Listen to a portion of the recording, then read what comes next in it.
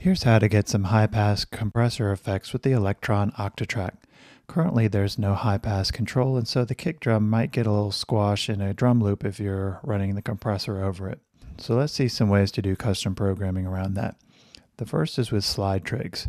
What we do is whenever there's a kick, we slide the compressor mix all the way over to dry, which will let the kick through uncompress. Then it slides to wet by the next trig. The slide approach is easy to set up and works well for both 4-on-the-floor drums or more complex kinds of kick patterns. It's also very easy to customize so that you're not limited to 100% dry or wet, so experimenting with intermediate values is worth looking into. Here's the original pattern.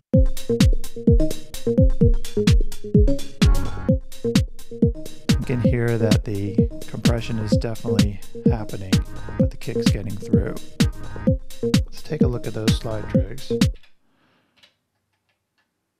So we can see those slide trigs have been set up all in advance.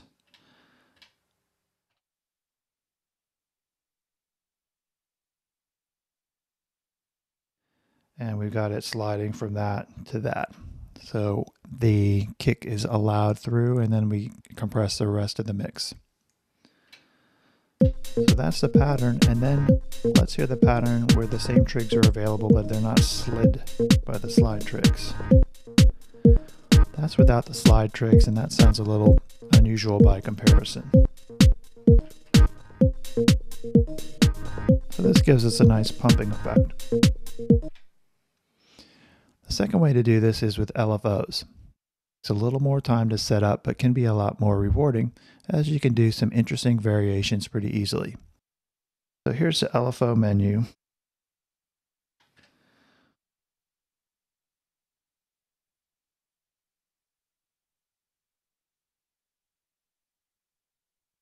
So what we see here is we've got the inverse square at the maximum depth, modifying the compressor mix at 8x speed, 8 times speed. This is a good starting point. It will let the kick through and slam the rest of the mix. It's a little too extreme, so we'll eventually change it, but here's how it starts out. Let's try changing some of that to get different effects.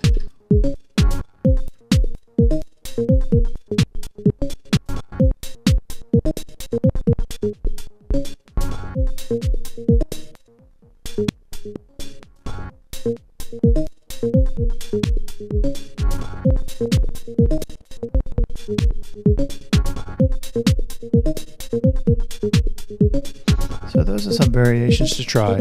Have fun, and thanks for watching.